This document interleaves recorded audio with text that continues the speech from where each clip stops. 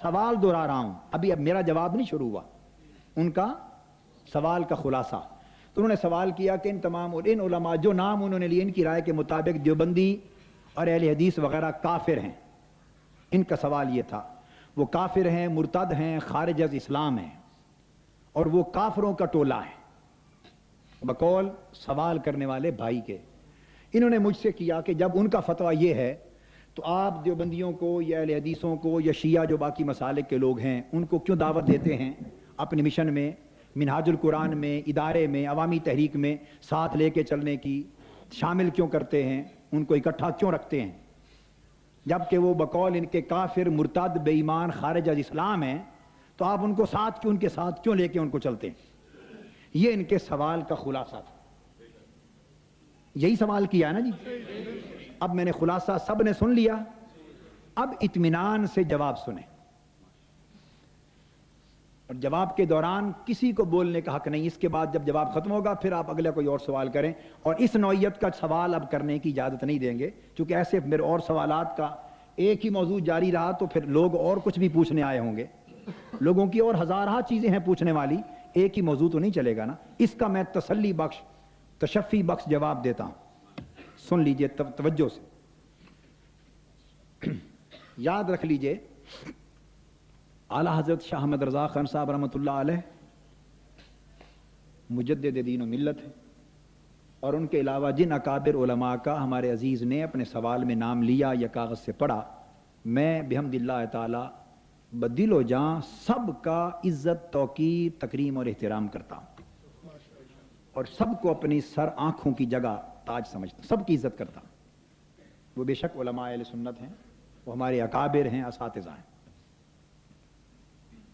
یاد رکھ لیں یہ بات کہ علماء کرام، فقہا، علماء، متکلمین، اکابر وہ مسائل پر تحقیق کرتے ہیں، فتویٰ دیتے ہیں، ان کے مابین مختلف مسائل پر، اعتقادی مسائل پر بھی، فقہی مسائل پر، کلامی مسائل پر، حتیٰ کہ بعض اوقات اصولی مسائل پر اور کئی بار فروعی مسائل پر اختلافات بھی ہوتے ہیں،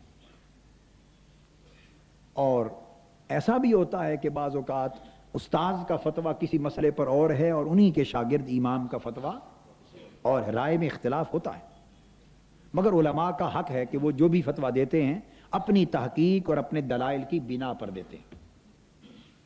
اگر انہوں نے دلائل اور تحقیق کی بنا پر فتویٰ دیا ہو تو یہ تو دوسرے علماء کو، بڑے ہوں یا چھوٹے، ان کو بھی دلائل اور تحقیق کی بنا پر یہ تو حق پہنچتا ہے کہ علماء میں سے کسی ایک عالم، خواہ بزرگ ہوں، ان کے فتوے سے کوئی علمی طور پہ اختلاف رکھے، رائے میں اختلاف رکھے، یہ تو حق پہنچتا ہے، مگر چھوٹوں کو یہ حق نہیں کہ وہ کہیں کہ انہوں نے غلط فتویٰ دیا، ناجائز دیا یا باطل کہا معاذ اللہ۔ اس سے بے ادبی کے راستے نکلتے ہیں اور علم کی ترقی رک جاتی ہے۔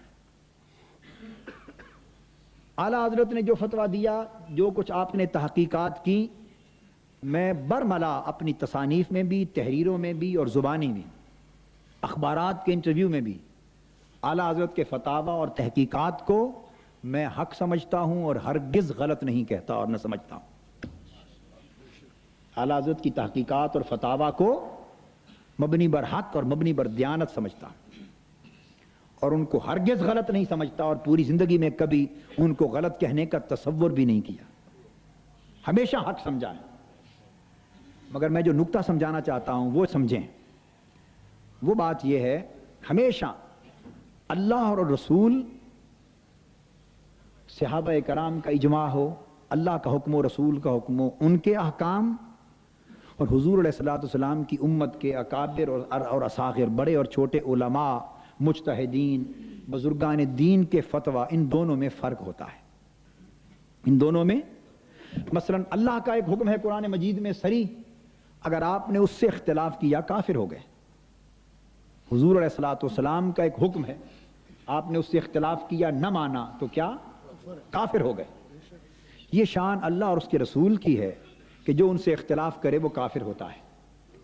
مگر حضور علیہ الصلوۃ والسلام کی امت میں یاد رکھ لیں، امام اعظم سیدنا امام اعظم ابو حنیفہ رضی اللہ تعالیٰ عنہ سے لے کر سیدنا امام مالک، امام شافعی، امام احمد بن حنبل سے لے کر آج تک امت مسلمہ میں اکابر، ائمہ، مجتہدین، ان میں سے کسی نے بھی، یہ نکتہ سمجھ لیں، مختلف مسائل پر تحقیقات کی، تحقیقات پیش فرمائیں، اجتہاد فرمائے، فتوے دیے، مسائل پر بھی دیے، بعض افراد پر بھی فتوے دیے، اصولی بھی فروعی بھی فتوے دیے، مگر ائمہ کرام امام اعظم رضی اللہ تعالیٰ عنہ سے لے کر آج تک حضور کی امت کے اکابر میں سے کسی کا یہ معمول نہیں رہا کہ انہوں نے یہ حکم صادر فرمایا ہو کہ میرے فتوے اور تحقیق سے علمی دلائل کی بنا پر اختلاف کرنے کا کسی کو حق نہیں۔ حضور علیہ السلام کی پوری امت میں اعلیٰ حضرت سمیت کسی نے یہ نہیں فرمایا کہ میری تحقیق اور میرے فتوے سے اختلاف کا حق کسی کو نہیں، اور یہ بھی کسی نے نہیں فرمایا کہ جو میرے فتوے اور میری تحقیق سے اختلاف کرے وہ کافر ہے یا بے ایمان ہے یا سنی نہیں یا اسلام سے خارج ہے۔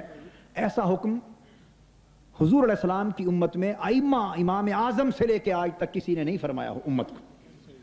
فتوے دیے، تحقیق دی، حق پر مبنی تھی، ان سے اختلاف جنہوں نے کیا انہوں نے بھی حق پر مبنی کیا۔ اماموں نے اختلاف دلائل کی بنا پر اس کا راستہ ہمیشہ کھلا رکھا، کسی نے ان کی رائے کو مان لیا، کسی نے دوسرے کی رائے کو مان لیا، مگر نہ ان کی رائے ماننے والے کافر ہوئے اور نہ دوسرے کا فتویٰ اور تحقیق ماننے والے کافر۔ یہ ائمہ کی بات کر رہا ہوں، یہ ایک طریقہ چلا آتا ہے۔ حضرت مجدد الفسانی رحمۃ اللہ علیہ نے ایک شخص کو نصیحت کی تھی، نصیحت، اس نے پوچھا حضرت نصیحت فرمائیں، آپ نے فرمایا بیٹے نصیحت یہ ہے کہ نہ کبھی خدا بننا نہ کبھی رسول بننا، خدا اور رسول نہ بننا، باقی جو چاہو کرنا۔ اس نے کہا جی اس کا معنی کیا ہوا؟ یعنی خدا اور رسول بھی کوئی بن سکتا ہے معاذ اللہ؟ حضرت مجدد الفسانی رحمۃ اللہ تعالی علیہ نے فرمایا ہاں، اس کا معنی یہ ہے کہ یہ شان صرف اللہ کی ہے کہ وہ فعال لما یرید ہے، جو چاہے وہی ہوتا ہے، اس کے چاہنے کے خلاف کچھ نہیں ہو سکتا، یہ شان صرف اللہ کی ہے۔ سو تم چاہو ضرور بھئی ایسا ہو جائے، ایسا ہو جائے، آج یہ کھانا مل جائے، یہ نوکری مل جائے، یہ عزت مل جائے، آج اتنا جلوس نکل جائے، یہ کپڑے مل جائیں، جو چاہو ضرور، مگر اگر تمہارے چاہنے کے مطابق کوئی بات نہ ہو تو کبھی جلال میں غصے میں آگ بگولا نہ ہو جاؤ کہ یہ شان جو چاہے وہی ہو، یہ صرف اللہ کی ہے۔ بندہ کبھی چاہتا ہے ہو جاتا ہے، کبھی چاہتا ہے اس طرح نہیں ہوتا، اللہ کے ہاتھ۔ تو اللہ نہ بنانا اپنے آپ کو اور رسول نہ بنانا، اس کا مطلب یہ آپ نے فرمایا حضرت مجدد پاک رحمۃ اللہ علیہ نے کہ اس کا مطلب یہ ہے کہ یہ شان صرف رسول کی ہے کہ جو کوئی اس کی بات نہ مانے وہ کافر، جو ان کی بات اور حکم نہ مانے اور جو ان سے اختلاف کرے وہ کافر۔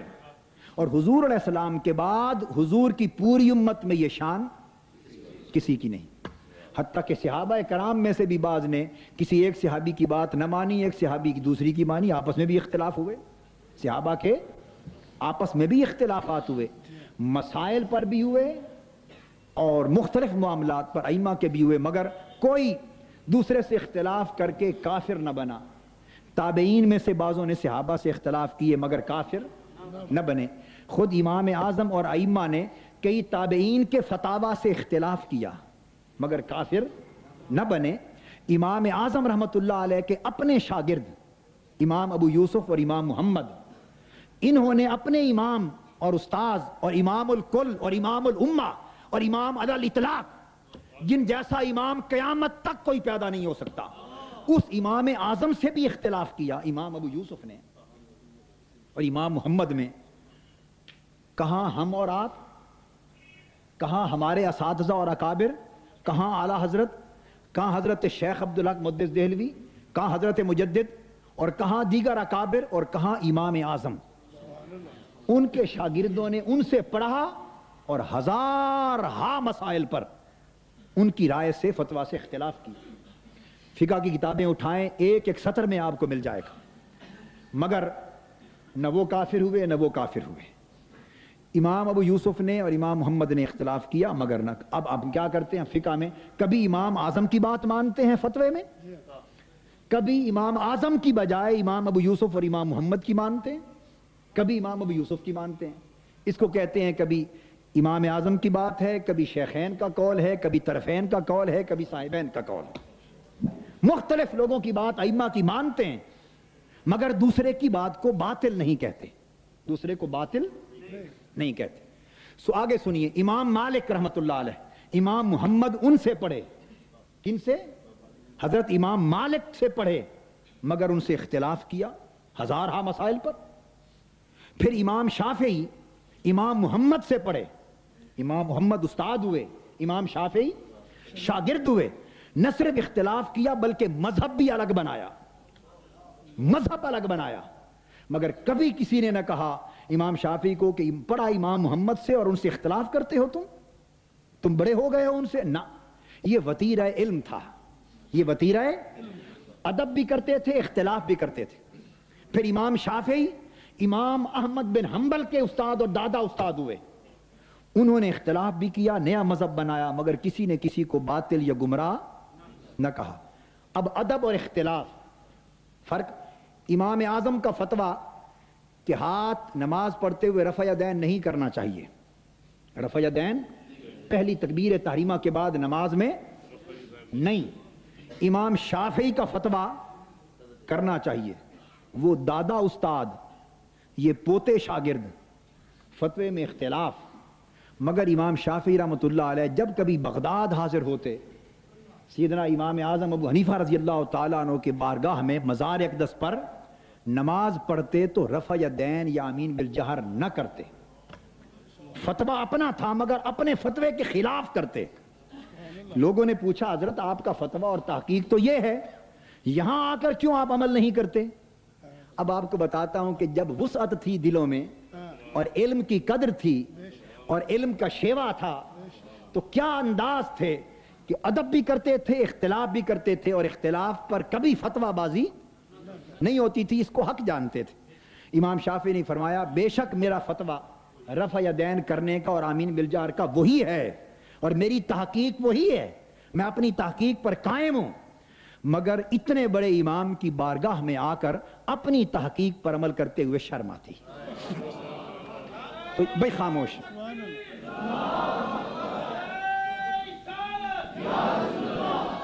بھائی یہ چونکہ اب سمجھا رہا ہوں تو جلسہ تو نہیں ہے نا، نعروں سے اجتناب کریں، بات کو سمجھیں۔ نقطہ یہ سمجھانا چاہتا ہوں، یہ میں سمجھتا ہوں ہمارے بھائی جس نے سوال کیا ان کا احسان ہے، وہ یہ سوال نہ کرتے تو میں اتنی تفصیلی گفتگو اس پر کیسے کرتا، خیال ہی نہ تھا، مختصر اور باتیں ہوتی چل جاتے۔ ممکن ہے یہی آج کی گفتگو آپ کے لاکھوں مسائل کو عمر بھر کے لیے حل بن جائے، تو میں ان کا شکر مند ہوں اور احسان مند ہوں۔ آپ بھی شکریہ ادا کریں، کیا بات ہوگی، زیادہ دیر لگ گئی سوال میں کوئی حرج نہیں، مگر آپ کا بھلا ہو گیا۔ اچھا، تو میں یہ عرض کر رہا تھا کہ فرمایا تحقیق میری ہے مگر یہاں آ کر جب ان کے پاس آؤں شرم آتی۔ یعنی ان کا طریقہ اور وتیرہ یہ تھا کہ اپنی تحقیق بھی کرتے، اختلاف بھی کرتے اور ادب بھی قائم رکھتے، سامنے آتے تو نگاہیں جھکاتے۔ یہ ہے شیوہ علم اور شیوہ ادب، شیوہ علم اور شیوہ۔ شاگردوں نے اساتذہ سے مسائل میں اختلاف کیے مگر ادب رہا۔ امام اعظم رحمۃ اللہ علیہ یزید کے بارے میں ان کا سکوت کا فتویٰ ہے، مثال دے رہا ہوں، یزید کے بارے میں امام اعظم رحمۃ اللہ علیہ کا قول سکوت یعنی خاموش رہنے کا ہے۔ اچھا نہیں جانتے، لانتی ہی سمجھتے ہیں، مگر اس سکوت کا مفہوم میں یہ سمجھتا ہوں کہ جب لانتی ہے تو لعنت بھیجنے سے فائدہ کیا، چپ رہو، چپ رہو، دفع کرو، اس کو دفع کرو، اس لانتی کو دفع کرو، چپ رہو۔ امام اعظم رحمۃ اللہ علیہ کا فتویٰ کیا ہے؟ کافر نہیں کہا، فتوے میں کافر نہیں کہا، یہ امام اعظم کا۔ اب ان کے پڑپوتے شاگرد ہیں امام احمد بن حنبل، امام احمد بن پڑپوتے شاگرد، ان کا ڈٹ کر فتویٰ کفر کا ہے، وہ یزید کو کافر کہتے ہیں، یزید کو فتویٰ ہے، اور کافر اجتہاد سے نہیں قرآن کی نص سے ثابت کرتے ہیں۔ تفسیر مظہری اٹھا کے دیکھیے، قرآن کی نص سے یزید کے کفر کو ثابت کرتے ہیں۔ تو ذرا قابل توجہ ہے یہ بات، ایک امام قرآن کی نص سے اس کو کافر کہہ رہا ہے، ایک امام اس سے بڑے اس کے بارے میں خاموش ہیں۔ تو علماء یزید کے بارے میں خاموشی رکھنے والے بھی ہیں، یزید کے بارے میں بات سمجھ لیں، میں آپ کو نکتہ سمجھا رہا ہوں. خاموشی رکھنے کے پر عمل کرنے والے بھی ہیں، اسے فاسق فاجر اور لعنت کا مستحق سمجھنے والے بھی ہیں، جہنمی کہنے والے بھی ہیں اور کافر کہنے والے بھی ہیں. چاروں قسموں کے علماء امت میں. میں عالم تو نہیں، میں تو عالموں کا خادم ہوں، مگر میں اس کو کافر کہنے والوں میں سے ہوں. میں یزید کو کافر کہنے اور کافر سمجھنے والوں میں سے ہوں. میرا فتویٰ یزید پر فتویٰ کفر ہے، اور میں امام اعظم کے در کا سگ ہوں، امام اعظم کا خاک روب ہوں. امام اعظم تو کیا، ان سے کروڑ درجے نیچے ان کے دسترخوان کی خیرات لینے والوں سے منگتا ہوں. مگر یہ مسائل میں تحقیق میں معاملات ہوتے ہیں علماء کے، میں اس کو کافر سمجھتا ہوں یزید کو. تو بتا یہ رہا ہوں آپ کو کہ علماء میں اس طرح حضور علیہ السلام کے یہ تو مسائل ہیں نا، فلاں اشرف علی صاحب تھانوی، رشید احمد صاحب گنگوہی اور فلاں ان علماء کی باتیں. حضور علیہ السلام کے والدین ماجدین کے بارے میں علماء کے اختلاف رہے، اماموں کے اختلاف رہے. حضور علیہ السلام کے والدین ماجدین، بعضوں نے کہا کہ وہ ایمان لے آئے تھے، مومن تھے، بعضوں نے کہا کہ دور جاہلیت میں انتقال کیا تو دین فطرت پر تھے، ان کو مومن نہیں کہا. بعضوں نے مومن نہیں کہا بلکہ دین فطرت پر کہا. بعضوں نے کہا کہ وہ ایمان کے ساتھ وفات ہوئی، اور بعضوں نے معاذ اللہ کافر کہا. میں علماء کی، ائمہ کی، مفسرین کی باتیں بتا رہا ہوں. بعضوں نے معاذ اللہ کہا کہ وہ کفر میں انتقال ہوا، ایمان ہی لائے. بعضوں نے کہا کہ جاہلیت یا کفر میں جیسے بھی انتقال ہوا، بعد میں حضور علیہ السلام نے معجزتاً ان کو زندہ فرما کے کلمہ پڑھا کے امت میں شامل کیا. اب یہ چاروں قسموں کے فتوے موجود ہیں، چاروں قسموں کے فتوے، اور چاروں آپ کے امت میں. اب یہی بتا رہا تھا، علم پڑھنا چاہیے. علم، کچی پکی روٹی پڑھ کے آدمی رائے نہ بنا، علم پڑھے. تو امت میں چاروں کے چاروں نقطہ نظر ائمہ اہل سنت ہی کے، یہ سارے ائمہ اہل سنت ہی میں ہیں جن کے چاروں قسم کے فتاوی ہیں. مگر ہم، مثلا میں اور ہمارے اور بھی علماء اور اکابر، ہم ان کے ایمان کے قائل ہیں، ہم ان کے ایمان کے قائل ہیں. اور میں حضور کے والدین ماجدین پر نہ صرف فاتحہ بلکہ ان کا وسیلہ دے کر دعائیں مانگتا ہوں. ہم یہاں تک قائل ہیں. اور ہم جب مسجد مدینہ پاک حاضر ہوئے تو ابوا شریف کے اڈے پر رک گئے. رمضان المبارک تھا، اور میں نے سارے قافلے کو کہا، 55 لوگوں کو، کہ آؤ آج کی افطاری حضور کی والدہ ماجدہ کے مزار شریف کی بستی ہے، ان کی طرف سے میں دیتا ہوں. یعنی ہمارا ایمان اس طرح کا ہے. مگر بتا یہ رہا ہوں کہ مختلف فتوے ہیں، سمجھ گئے نا بات. اور یہاں ایک نقطہ سمجھاؤں، شیخ عبدالحق محدث دہلوی رحمۃ اللہ علیہ نے بھی یہ بات کی، اور حضرت پیر مہر علی شاہ صاحب رحمۃ اللہ علیہ نے بھی یہ کی. یہ بات میری کتاب ہے شرعی مسائل، شرعی تحقیق مسائل کا شرعی اسلوب، تحقیق مسائل کا شرعی اسلوب میری کتاب ہے، چھوٹی سی، وہ اہل علم کے لیے پڑھنے کے قابل ہے، بڑی اچھی کتاب، فائدہ مند ہے. اس میں حوالہ جات درج ہیں. حضرت شیخ عبدالحق محدث دہلوی نے بھی فرمایا، اور حضرت پیر مہر علی شاہ صاحب رحمۃ اللہ علیہ نے بھی فرمایا حضور کے والدین ماجدین کے مسئلے پر. انہوں نے کہا کہ بہت سے پہلے ائمہ اور اکابر جو علماء پہلے ہو گزرے، ان پر حضور علیہ السلام کے والدین ماجدین کے ایمان کا مسئلہ مستور تھا، ان پر منکشف نہیں ہوا تھا کئیوں پر. اور حضرت پیر مہر علی شاہ صاحب نے، حضرت شیخ عبدالحق محدث دہلوی رحمۃ اللہ علیہ، جو اعلیٰ حضرت کے بھی پردادا شکردادا استاذ ہیں، جن سے حدیث چلی ہے، انہوں نے فرمایا کہ یہ ایمان والدین رسول صلی اللہ علیہ وسلم کا مسئلہ متاخرین پر منکشف ہوا ہے، متاخرین پر، بعد والے لوگوں پر منکشف ہوا. اس لیے بعد کے ائمہ کی اکثریت ایمان کے حق میں ہے اور پہلے والے اختلاف کرتے ہیں. تو جو پہلے ائمہ تھے، ہم ان کے فتووں کی بنا پر بھی انہیں معاذ اللہ کافر نہیں کہتے، اور بعد والوں کو بھی کافر.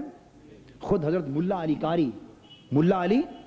قاری رحمت اللہ، ان کا فتویٰ پہلا ان کے والد حضور کے والدین ماجدین کے بارے میں معاذ اللہ کفر کا تھا، ان کا فتویٰ. اور ان کے استاذ امام ابن حجر مکی حیتمی، ان کا فتویٰ ایمان کا تھا. پھر ایک خواب آئی، اس کی تعبیر انہوں نے بیان کی، تو اس کے بعد ملا علی قاری نے اپنا مذہب بدل لیا اور حضور کے والدین کے ایمان کے قول پر آ گئے. حاشیہ نبراس پڑھیے، شرح قائد نصفی کا شرح نبراس، اس کے اوپر حاشیہ پڑھی، آپ کو معلوم ہو جائے گا، علامہ عبدالعزیز پرہاروی کا۔ میں نکتہ یہ سمجھا رہا ہوں کہ مسائل پر بھی اور ایمان اور کفر کے فتوے جیسے مسئلے پر، ایمان اور کفر کے مسئلے پر بھی علماء کے ہاں، ائمہ کے ہاں اختلاف چلتے رہے ہیں، مگر کبھی ایسا نہیں ہوا کہ ایک بزرگ کے فتوے پر ان کے پیروکاروں نے یہ شروع کر دیا اور کہنا بھی چونکہ ہمارے فلاں بزرگ کا اور فلاں فلاں فلاں فلاں اتنے بزرگوں کا فتویٰ کفر کا ہے، لہٰذا اب اس سے کوئی اختلاف نہیں کر سکتا۔ بھائی ان کا فتویٰ درست ہے، حق ہے، دلائل کی بنا پر ہے، انہوں نے بھی نیک نیتی سے، دلائل شریعہ سے، اتمام حجت کی بنا پر فتویٰ دیا، عند اللہ اپنے فتوے میں ماجور ہوں گے، اجر ملے گا۔ مگر دوسروں نے جو سکوت کیا یا کفر کا فتویٰ نہ دیا یا احتیاطاً خاموش رہے، جو احتیاطاً خاموش رہے، انہوں نے بھی دلیل کی بنا پر خاموشی اختیار کی، بدنیت وہ بھی نہیں، سو ان کا بھی موقف حق ہے۔ چھوٹوں میں جس کا جی چاہے ان کے طریقے کو اپنا لے، جس کا جی چاہے ان کے طریقے کو اپنا لے، یہ بھی ہمارے بڑے ہیں اور وہ بھی ہمارے بڑے ہیں۔ یہ ہے شیوہ علم۔ علامہ ابن تیمیہ، کیا نام؟ ان کو تاریخ کی کتابوں میں شیخ الاسلام لکھتے ہیں۔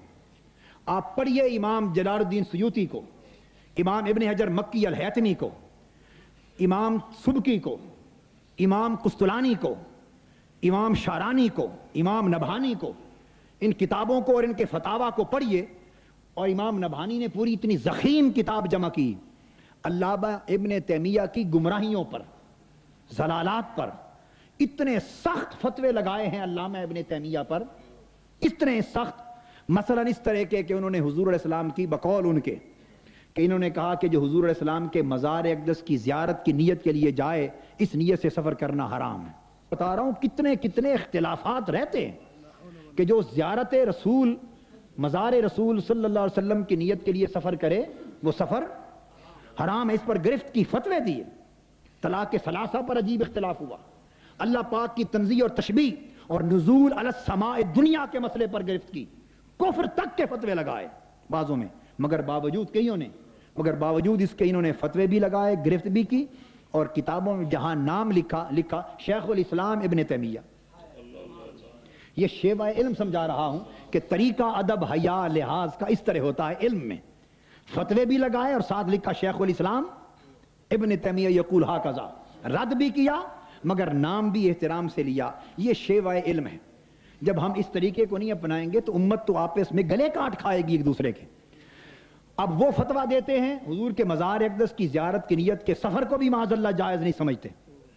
اور میں آپ کو اپنی بات بتاتا ہوں، میں ہر سال حاضری دیتا ہوں، ہر سال، سن لیجئے میرا مسلک بھی، ہر سال حاضری دیتا ہوں، عمرہ بھی کرتا ہوں، مگر میں خانہ خدا میں بیٹھا ہوں، رب ذوالجلال کی عزت کی قسم کھا کے بتا رہا ہوں، میں عمرے کی نیت سے جاتا ہی نہیں، میں صرف آقا کی بارگاہ تکنے کی نیت سے جاتا ہوں۔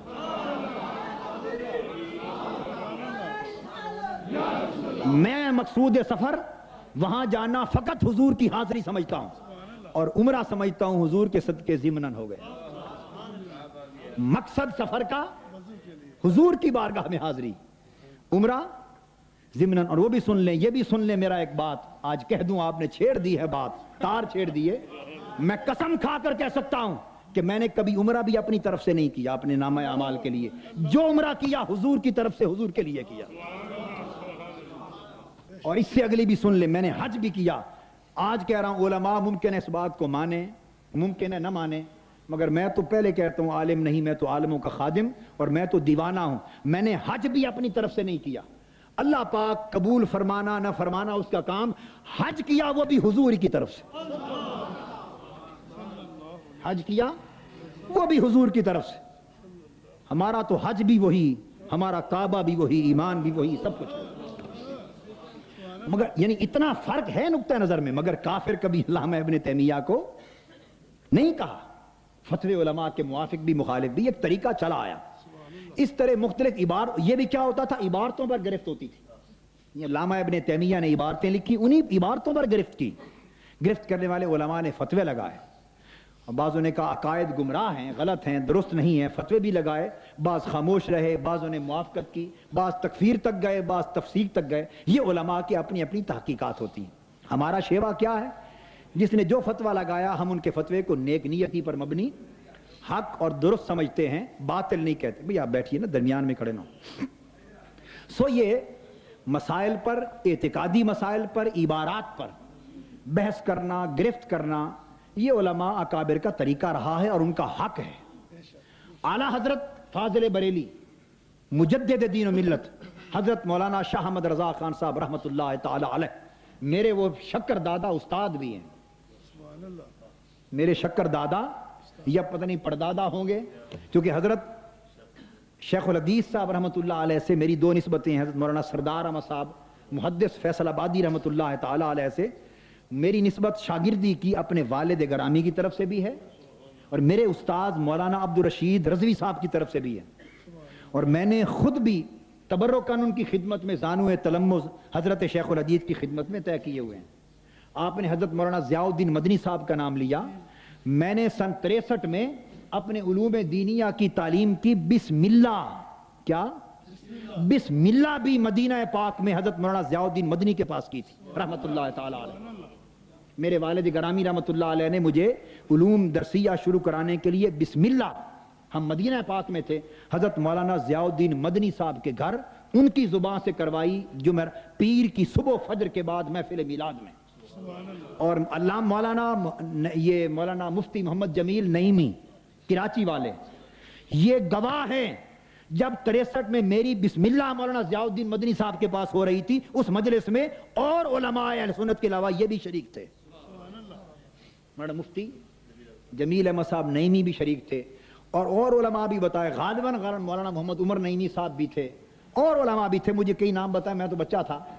مقصد یہ بتا یہ رہا ہوں کہ ہماری نسبتیں شیخ الحدیث رحمۃ اللہ علیہ اعلیٰ حضرت کے سلسلہ تلمذ میں، بتانا یہ چاہتا ہوں، ہم یہ ہمارے اکابر ہیں، اساتذہ ہیں، ان نسبتوں پہ ہمیں فخر ہے، ہم ان کے خوشہ چین ہیں، اور میں نے عمر بھر اعلیٰ حضرت کی کتب سے استفادہ کیا ہے، اور میں خانہ خدا میں بتا رہا ہوں، مسجد میں بعض اصولی اور فقہی علمی مسائل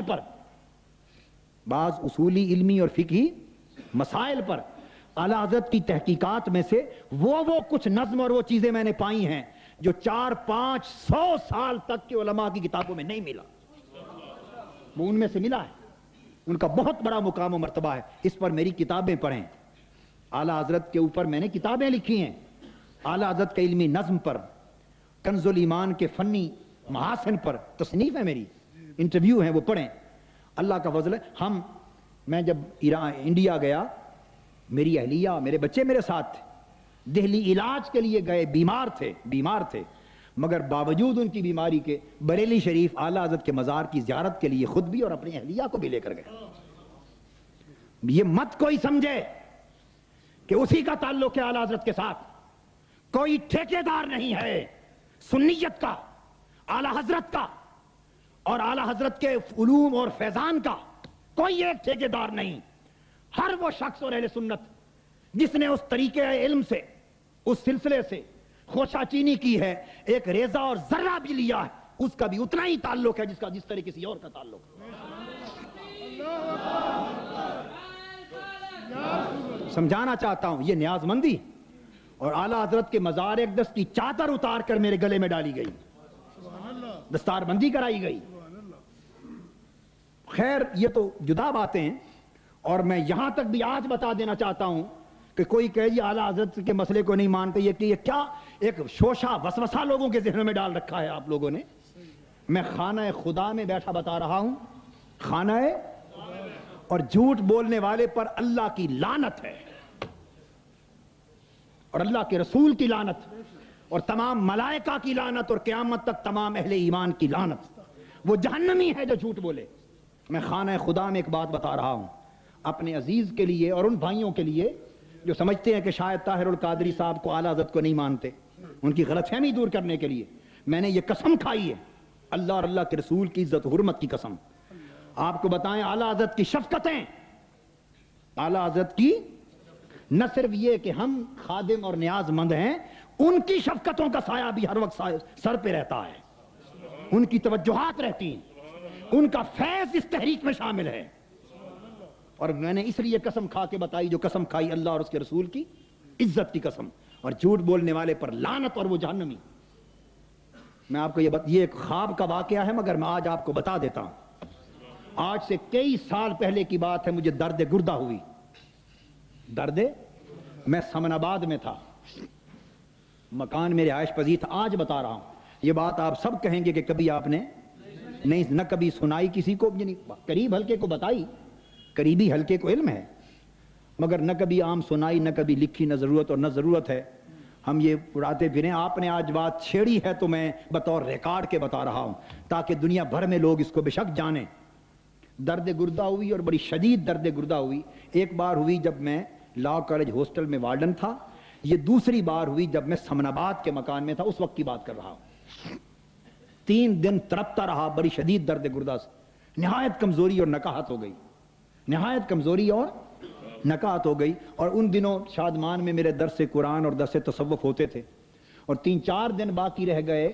غالباً درس قرآن ہونا تھا یا درس تصوف ہونا تھا، اب یہ یاد نہیں، درس قرآن یا درس تصوف کی کوئی تاریخ تھی. 3-4 دن رہ گئے تھے، درس تصوف ہونا تھا. آپ کو پتہ ہے اس واقعے کا؟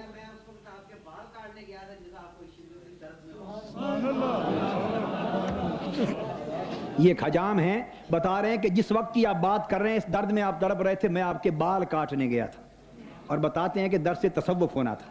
چلو گواہ ہو گئی. تو درس تصوف 3-4 دن کے بعد ہونے والا تھا، اور شدید درد میں تڑپ رہا تھا. میں نے دوائی منگوائی، یہ اندرون لوہاری ہے نا، اندرون لوہاری، اس میں کوئی دکاندار ہے، اس کے پاس کہتے ہیں کہ پڑیا وغیرہ، وہ منگوائی کسی کو بھیج کر. میں نے پڑیا دوائیاں بھی نہیں، خیر سے آرام آیا. مگر جب تکلیف کی شدت تھی تو زندگی میں پہلی بار مجھے خواب میں اعلیٰ حضرت نے اپنی زیارت کا شرف بخشا. اس درد گردہ میں، شدت میں جب تڑپ رہا تھا، پہلی بار زندگی میں کرم کیا اور خواب میں اپنی زیارت اور اپنی شفقت سے نوازا.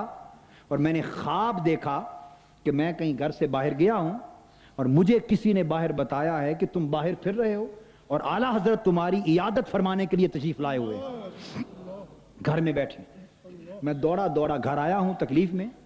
اعلیٰ حضرت چارپائی پہ تشریف فرما ہے، حضرت مولانا شاہ احمد رضا خان صاحب رحمۃ اللہ تعالی علیہ قدس السر العزیز تشریف فرما ہے، اور آپ نے سفید احرام باندھا ہوا ہے. سفید احرام، اوپر بھی جس طرح احرام ہوتا ہے نیچے اس لباس میں. یہ لباس بھی ان کی شان بتا رہی ہے کہ کیا شان ہے. یعنی روح ان کی گویا ہر وقت ہمہ وقت احرام میں ہے. یہ مقام روحانی.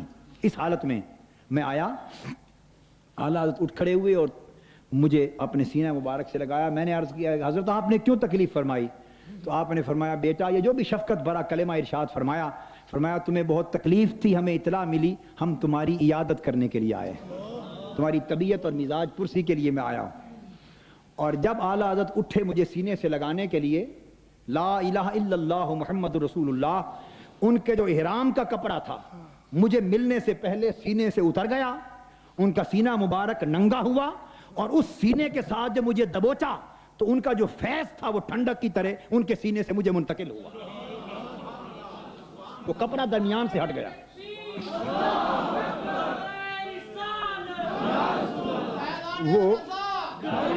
وہ کپڑا احرام کا جو درمیان سے ہٹ گیا نا، یہ علامت تھی کہ ہم نے صرف پوچھنے ہی نہیں آئے، ہم فیض دینے کے لیے آئے ہیں.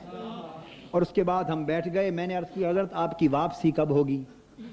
بریلی شریف کب واپس تشریف لے جائیں گے؟ تو میں نے اس لیے قسم کھائی تھی اور کہا تھا جو جھوٹ بولے اس پر خدا کی لعنت.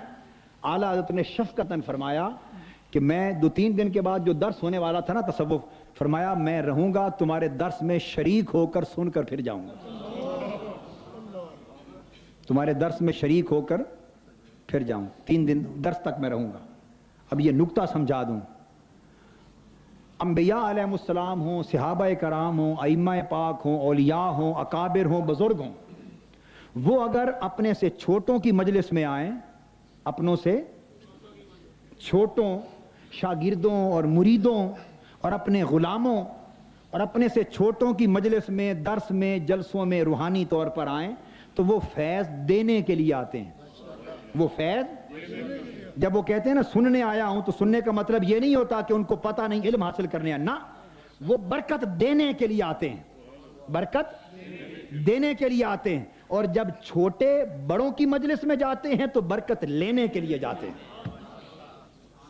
چھوٹے بڑوں کی مجلس میں جاتے ہیں تو برکت اور فیض لینے کے لیے جاتے ہیں، اور بڑے بھی کرم فرما کر چھوٹوں کی مجلس میں آیا کرتے ہیں، ہمیشہ آتے ہیں، اور یا اللہ کی روحیں آتی چھوٹوں کے ہاں، شاگردوں کے ہاں، غلاموں کے ہاں، مگر وہ جب آتے ہیں مجلس میں، درس میں سنتے تو وہ دینے کے لیے آتے ہیں۔ اور اس کی دوسری مثال یوں سمجھ لیں کہ استاد درس دے اور شاگرد سن رہا ہو تو گویا وہ سبق لے رہا ہے۔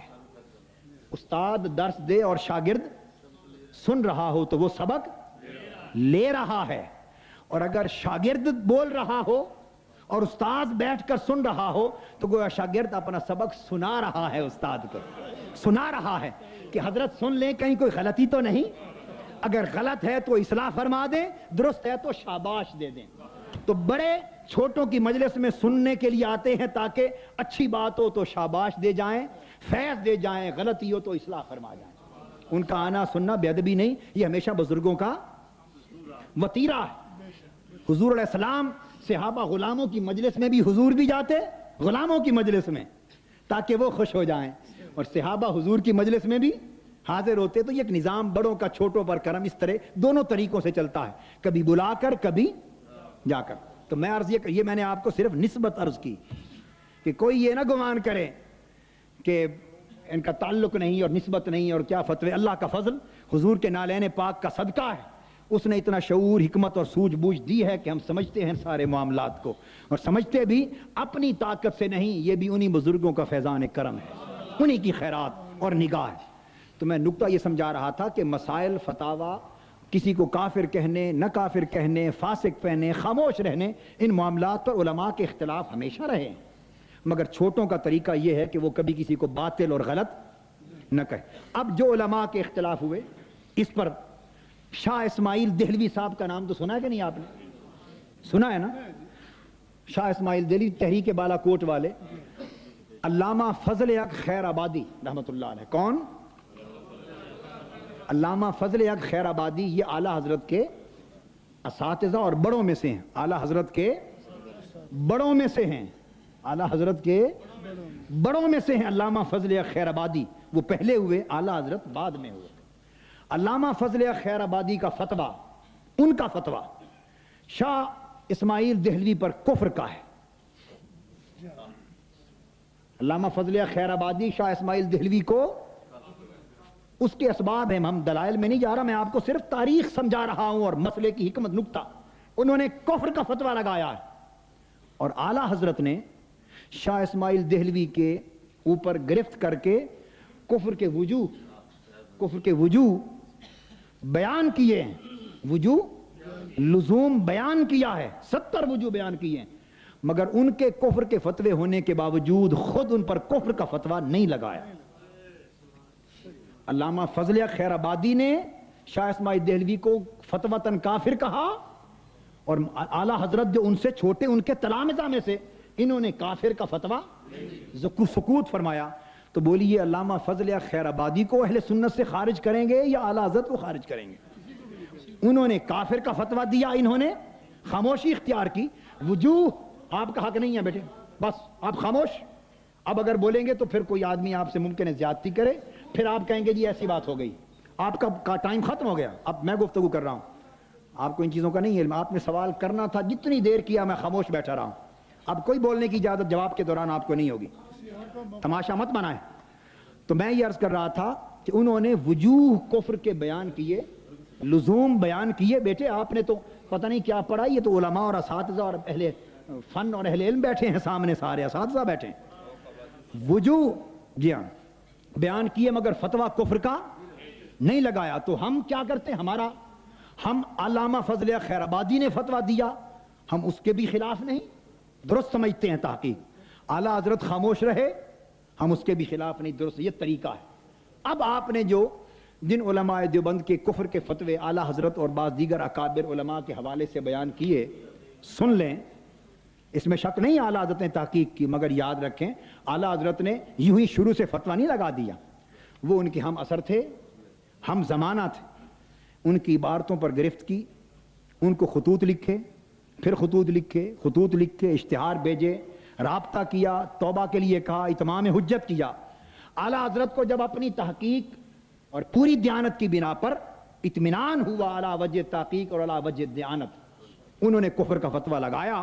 وہ محقق ہیں، وہ مفتی ہیں، وہ عالم ہیں، ہم ان کو ان کے فتوے میں ان کی دیانت، ان کی نیک نیتی پر اعتقاد کرتے ہیں۔ انہوں نے فتویٰ کفر کا لگایا، وہ اپنے فتوے لگانے میں حق بجانے میں انہوں نے پوری تحقیق کی، حق ادا کیا۔ ہم ان کے فتوے کو غلط نہیں کہتے، مگر یہ اسی طرح کی بات جس طرح علامہ فضل حق خیر آبادی نے اپنے دور میں لگایا، مگر اعلیٰ حضرت کا دور بعد کا دور تھا، چونکہ بالمشافہ ملاقات نہیں ہوئی، لزوم ہوا خاموش رہے۔ وہ اعلیٰ حضرت کے دور میں علماء تھے، عبارتوں پر گرفت کی، اعلیٰ حضرت نے تحقیق فرمائی، فتویٰ لگایا، ہم ان فتوے کو حق سمجھتے ہیں، اختلاف نہیں کیا، ان سے مکالمہ نہیں کیا، ان کی بات نہیں سنی۔ ہم میں سے جو ان کے اعلیٰ حضرت کے ماننے والے علماء ہیں، ان کے لیے بھی اسی طرح دونوں راستے ہیں۔ اعلیٰ حضرت کے فتوے کو باطل نہ سمجھا جائے، مگر جس کی طبیعت چاہے وہ اسی طرح کفر کے فتوے کے مطابق کفر کا فتویٰ دے، جس کی طبیعت چاہے وہ دیگر علماء کی طرح سکوت اور خاموشی اختیار کرے۔ دونوں راستے ہیں۔ جہاں علماء اہل سنت میں سے جن کے نام ان ہمارے بھائی نے گنے بعضوں کے، جہاں انہوں نے سنیے، جہاں انہوں نے بعض ان علماء پر فتویٰ لگایا ہے کفر کا، وہاں یہ بھی بتا دوں کہ اہل سنت ہی کے وہ علماء اور اکابر ہیں جنہوں نے فتویٰ کفر کا نہیں لگایا، خاموشی اختیار کی۔ تو دونوں راستے موجود ہیں، اور میں یہ کہہ رہا ہوں کہ دونوں راستے درست، جس پر آپ کی طبیعت، آپ کی تحقیق، آپ کا علمی ذوق چاہے عمل کر لیں، کوئی غلط نہیں۔ اعلیٰ حضرت اور بعض علماء نے جب لگایا فتویٰ کفر کا، ادھر حضرت پیر مہر علی شاہ صاحب رحمۃ اللہ علیہ، انہوں نے ان پر کفر کا فتویٰ نہیں لگایا، خاموشی اختیار کی۔ ان پر عبارتیں پیش کی گئیں، انہی علماء دیوبند کی، مگر باوجود اس کے حضرت پیر مہر علی شاہ صاحب رحمۃ اللہ علیہ انہوں نے کفر کا فتویٰ نہیں لگایا، خاموش رہے۔ تو بولیے، اگر اعلیٰ حضرت اہل سنت کے امام اور بزرگ ہیں تو کیا حضرت پیر مہر علی شاہ سنی نہیں؟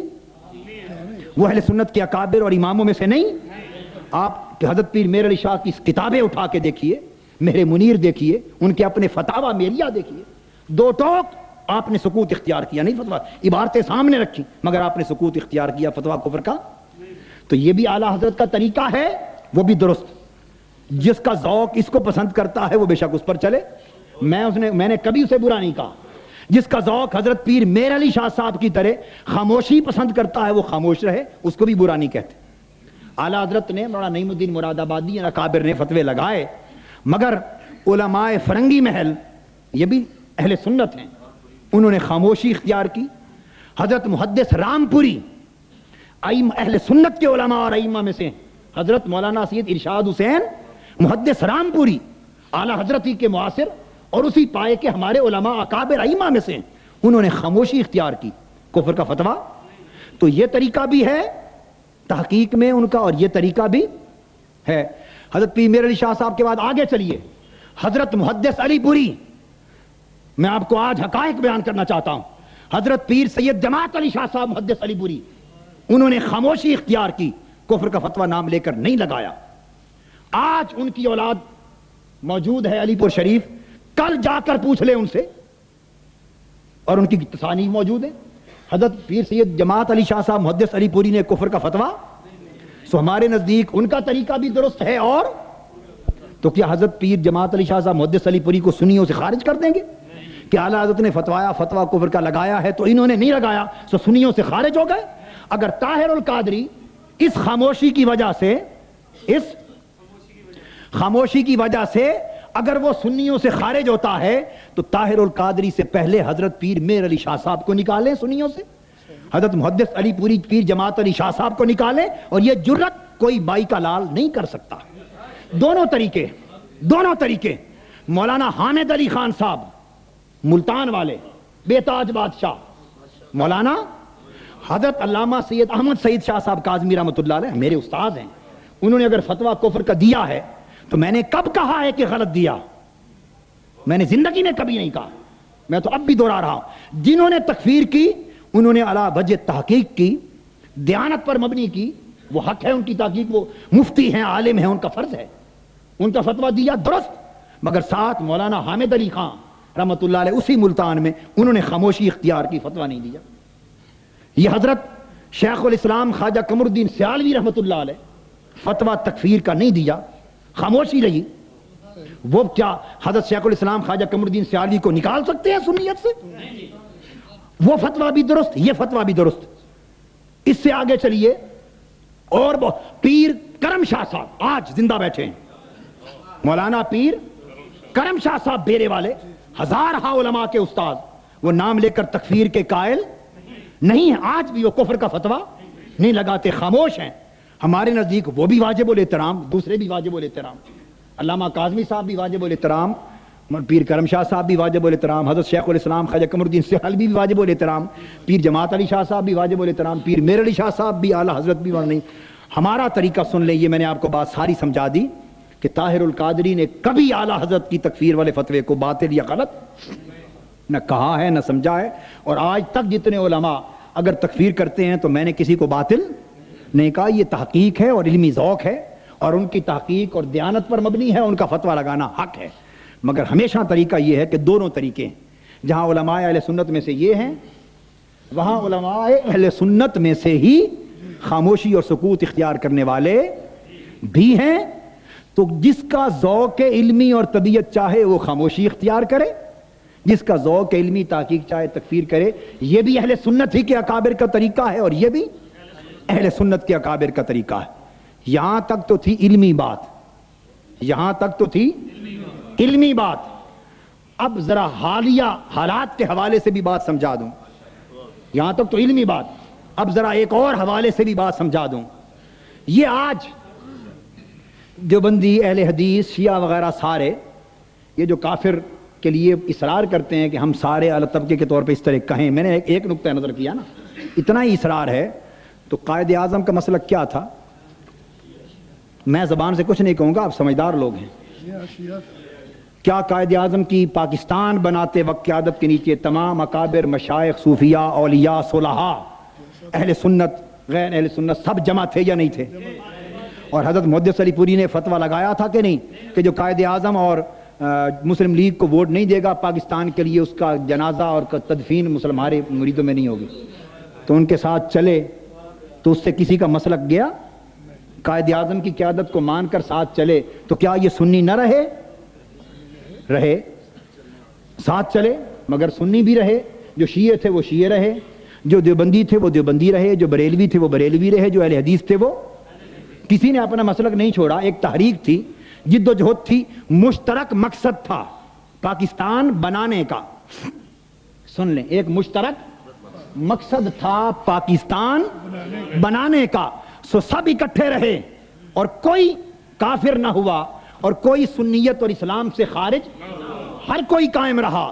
تو جب پاکستان بنانے کا وقت تھا سب اکٹھے رہے تو کسی نے اعتراض نہ کیا۔ آج پاکستان بچانے کا وقت ہے، آج بھی سب اکٹھے ہوں تو اعتراض نہیں ہونا چاہیے۔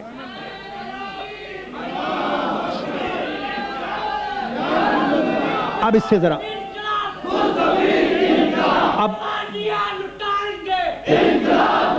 اب ذرا اس سے آگے چلیے، آگے چلیے۔ تحریک ختم نبوت چلی پاکستان میں، 1973 کی بات ہے، 1900 بھٹو کا دور تھا، جس میں قادیانی غیر مسلم اقلیتی آئینی طور پہ ڈکلیئر ہوئے۔ تحریک ختم نبوت چلی، اس تحریک ختم نبوت کے صدر کون تھے؟ خاموش، صدر کون تھے؟ دیوبندی مسلک کے عالم مولانا یوسف بن نوری صاحب، یوسف بن نوری اس کے صدر تھے، دیوبندی مسلک کے عالم۔ اور دیوبندی مسلک کے عالم یوسف بن نوری صاحب کی صدارت کے نیچے یہ سارے اکابرین اور قائدین اہل سنت تھے یا نہیں تھے؟ حضرت خواجہ شیخ الاسلام قمر الدین سیالوی ان کی صدارت کے باوجود نیچے ساتھ تھے کہ نہیں؟ مولانا شاہ احمد نورانی صاحب تھے کہ نہیں؟ مولانا عبدالستار خان نیازی صاحب تھے کہ نہیں؟ پیر کرم شاہ صاحب تھے کہ نہیں؟ علامہ کاظمی شاہ صاحب تھے کہ نہیں؟ تمام اکابر اہل سنت، دیوبندی، اہل حدیث، شیعہ سب تھے، مگر اس تحریک میں صدر بن نوری تھا۔ تو صرف ایک ہی نقطہ نظر کو لے لیں تو اس کا مطلب یہ ہوا کہ ایک گھر جو مرتد ہے اسے کافر قرار دلوانے کے لیے ایک مرتد کو صدر بنایا ہوا ہے، ایک کو کافر مرتد، اسمبلی میں ایک کو کافر مرتد قرار دلوانے کے لیے دوسرے کافر مرتد کو صدر بنایا ہوا ہے. قربان جائیں ایسے تصور پر. اس وقت اگر یہ سارے ایک دیوبندی مسلک کے عالم کی صدارت کے نیچے ساتھ چلے تو کیا ان علماء بزرگوں کی سنیت ختم ہو گئی یا سنیت رہی؟ جو شیعہ تھا وہ شیعہ رہا, جو سنی تھا بریلوی بریلوی رہا, دیوبندی دیوبندی رہا, اہل حدیث اہل حدیث رہا. مگر چونکہ مشترک کاز تھا تو سب اکٹھے ہو کر چلے, مقصد حاصل ہو گیا. مقصد تاریخ اٹھائیے, جب سب اکٹھے ہو کر چلے, مسالک کی بات کر رہا ہوں, سارے مسالک دیوبندی بریلوی اہل حدیث اہل تشیع شیعہ جب اکٹھے ہو کر ایک قوت بنی اسلام کے مقصد کے لیے, ناموس رسالت کے مقصد کے لیے, نظام مصطفیٰ کے مقصد کے لیے, پاکستان کے قیام کے لیے جب اکٹھے ہو کر چلے, اجتماعی قوت بنی, مقصد حاصل ہو گیا. 77 میں آ جائیے, آگے چلیں. تحریک نظام مصطفیٰ چلی یا نہیں؟ گولیاں کھائی تھی کہ نہیں آپ نے؟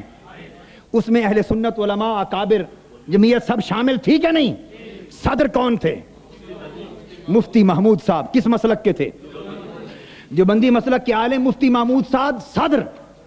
اگر ایک ہی رائے لے لیں, صرف ایک رائے, اور دوسری کو نظر انداز کر دیں, صرف کافر مرتد والی, تو صدر ہے وہ شخص جو کافر مرتد ہے, اور تحریک کا نام ہے تحریک نظام مصطفیٰ.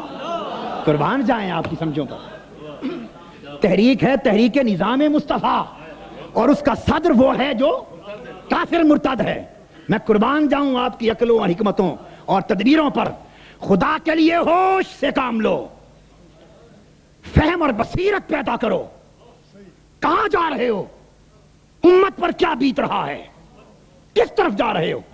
اس وقت اگر ایک دیوبندی عالم مفتی محمود صاحب کی صدارت سے سنی علماء اکابر قائدین اکابرین اور ساروں کے مسلک میں فرق نہیں پڑا, شیعہ شیعہ رہے, اہل حدیث رہے, بریلوی بریلوی رہے, دیوبندی ایک مقصد کے لیے لڑے, تو کسی کا فرق پڑا. اب اس سے آگے چلیے. وہ تو جو حشر ہوا جی, وہ تو جو ہوا سو ہوا. ذرا آگے چلیے. آج متحدہ علماء کونسل یہ بنی بے نظیر بھٹو کی حکومت کے خلاف. اس کیا متحدہ علماء کونسل میں مجھے جواب دیں کہ آپ کے لاہور میں سے اہل سنت والجماعت کے بریلوی مسلک کے علماء شامل نہیں؟ ذرا خاموش بھائی, خاموش بیٹے, بڑی اہم بات سمجھا رہا ہوں. اہل سنت والجماعت بریلوی مسلک اعلی حضرت کے مسلک کے لوگ شامل نہیں متحدہ علماء کونسل میں؟ حضرت شیخ الحدیث مولانا سردار احمد صاحب رحمۃ اللہ علیہ کے صاحبزادے جماعت اہل سنت شامل نہیں؟ کیا خواجہ حمید الدین سیالوی صاحب سیال شریف والے شامل نہیں رہے؟ کیا مفتی محمد حسین نعیمی صاحب شامل نہیں؟ کیا اور علماء کراچی سے پشاور تک اہل سنت شامل نہیں؟ دیوبندی شامل نہیں؟ اہل حدیث شامل نہیں؟ کہ شیعہ شامل نہیں؟ تو اگر علماء کونسل کے لیے متحدہ علماء بے نظیر وغیرہ کے خلاف, ختم نبوت کے لیے, ضیاء الحق کے خلاف, یا نظام مصطفیٰ کے لیے, کسی بھی مقصد کے لیے وہ تحریک چلائیں اور سارے مل کر چلیں, تو ان کے مسلک کو نقصان نہ پہنچے, سنیت بھی قائم رہے, مسلک کے اعلیٰ حضرت بھی سلامت رہے, حتیٰ کہ وہ دیوبندی مسلک کے لوگوں کو صدر بنا لیں اور ان کی صدارت کے تحت چلتے رہیں, تب بھی سنیت اور مسلک اہل سنت قائم رہے. اور طاہر القادری اگر خود اپنے مشن کی سربراہی کے نیچے, اپنے مشن کی سربراہی کے, ان کو صدر بنا کر نہیں, اوروں کو صدر بنا کر, خود اپنے مصطفی انقلاب کی صدارت اور سربراہی میں, اپنے ادارے کی سربراہی میں اور مسلکوں کو بلائے ساتھ لے کر چلنے کے لیے, تو اس کی سنیت ختم ہوتی ہے. ظالمو, اصول ایک اپناؤ. اگر طاہر القادری سنی نہیں رہتا تو تمہارے پاکستان کا کوئی عالم سنی نہیں بچتا.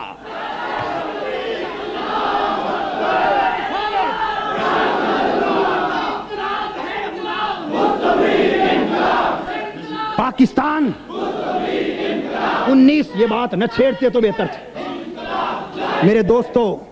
یہ بس بیٹے, بس بیٹے, میں سمجھانا چاہتا ہوں, یہ بات سمجھیں. یہ آپ نہ چھیڑتے تو بہتر تھا. یہ تو تار ہیں, جتنا چھیڑو گے اتنے ساز اٹھیں گے. میں عرض کر رہا ہوں اگر طاہر القادری اس وجہ سے سنی نہیں رہتا کہ یہ شیعوں کو اس نے کیوں بلایا، شیعوں کو بلانے سے طاہر القادری کی سنیت میں فرق نہیں آ سکتا۔ مرتے دم تک اگر مشرق سے مغرب تک شیعہ مسلک کے لوگ ہوں، اہل حدیث مسلک کے لوگ ہوں، دیوبندی مسلک کے لوگ ہوں، مسلمانوں کا کوئی مکتب فکر ہو یا کوئی غیر مسلم، میں مثال دے رہا ہوں آپ کو سمجھانے کے لیے، مثال دے رہا ہوں، کوئی ساتھ میرے پھرتا رہے یا میں کسی کے ساتھ پھرتا رہوں، کوئی ادھر آتا رہے اور میں خاک چرچوں اور گرجوں میں اپنے آقا کا نام بلند کرنے کے لیے جاتا رہوں، طاہر القادری کے مسلک اور عقیدے کو ایک رتی برابر کوئی فرق نہیں ڈال سکتا۔ طاہر القادری کے مسلک اور عقیدے پر آقا دو جہاں کے نالین پاک کا سایہ ہے، سرکار غوث پاک کا سایہ ہے، حضرت داتا گنج بخش کا سایہ ہے، اولیاء کا سایہ ہے، اہل بیت کا سایہ ہے، صحابہ کا سایہ ہے، اکابر کا، حضور کا سایہ ہے۔ طاہر القادری کا مسلک اتنا کچا نہیں کہ ساروں کو ملائے، دعوت دے، ایک مقصد کے لیے مشترک ہو کے لے کے چلے تو کوئی مسلک میں دراڑے پڑ جائیں۔ جو ہمارے ساتھ چلے گا، کوئی شیعہ ہے تو اپنے مسلک شیعہ پر رہے گا، دیوبندی ہے دیوبندی رہے، بریلوی ہے بریلوی رہے، اہل حدیث ہے اہل حدیث رہے۔ اسی طرح بلا رہے ہیں جس طرح پاکستان کے قیام میں سب ملے، جس طرح تحریک ختم نبوت میں اکٹھے ہوئے، جس طرح تحریک نظام مصطفیٰ میں ہوئے، جس طرح آپ متحدہ علماء کونسل میں آج تک اکٹھے ہیں، تو آپ اتحاد بناتے پھریں تو جائز ہے۔ اعلیٰ حضرت کا مسلک سلامت ہے، اور طاہر القادری مصطفی انقلاب کی قوت کو اونچا کرنے کے لیے، مصطفی انقلاب کے سیلاب کو مضبوط کرنے کے لیے، اور حضور کے دین اور نظام مصطفیٰ کی سربلندی کے لیے، ناموس رسالت کی سربلندی کے لیے، عظمت اولیاء و اہل بیت کی سربلندی کے لیے، عظمت صحابہ اور عظمت اسلام کی سربلندی کے لیے اگر طاہر القادری سے انقلاب کے لیے اوروں کو ساتھ لے کر چلنے کی دعوت دے تو یہاں مسلک میں گڑبڑ ہو جاتی۔ ڈنڈی نہ مارا کرو، ایک اصول رکھو، جو قاعدہ یہاں وہ اوروں پر بھی وہی برتو، اوروں پر بھی۔ اگر ہم سنی نہیں رہتے تو پاکستان کے بننے سے لے کر آج تک کوئی بھی سنی نہیں رہتا، اور اگر وہ سارے سنی رہے تو انشاءاللہ ہم بھی سنی رہیں گے۔ اور آخری بات سمجھا دوں، یہ بھی ذہن سے مغالطہ نکل جائے، اگر ایسا کہنے والے بیٹھے، اور میرے عزیز اللہ آپ کے درجے بلند کرے، آپ نے تو سب پہ احسان کیا کہ بات کو کھولنے کا موقع دے دیا، اللہ آپ کے درجات بلند کرے، آپ کے ایمان میں استقامت دے، آپ کو اور حضور کی سنت کا محبت کرنے والا بنائے، میں شکر گزار ہوں۔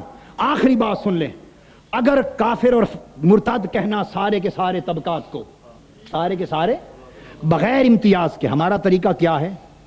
ہمارا طریقہ یہ کہ ہم پورے کے پورے طبقے کو نہیں پکڑتے، ہم سمجھتے ہیں ہاتھ کی ساری انگلیاں برابر نہیں ہوتی، ساری انگلیاں برابر، بجائے اس کے سارے طبقے کو، جس میں گیلا سوکھا ہر کوئی رگڑا جائے، چھوٹے بڑے ہر کوئی رگڑے جائیں، بجائے طبقے کو ہم کیس ٹو کیس لیتے ہیں، ہم فرد کے حساب سے یہ عقیدہ رکھتے ہیں، ہاں جو حضور علیہ السلام کا گستاخ ہوگا، جو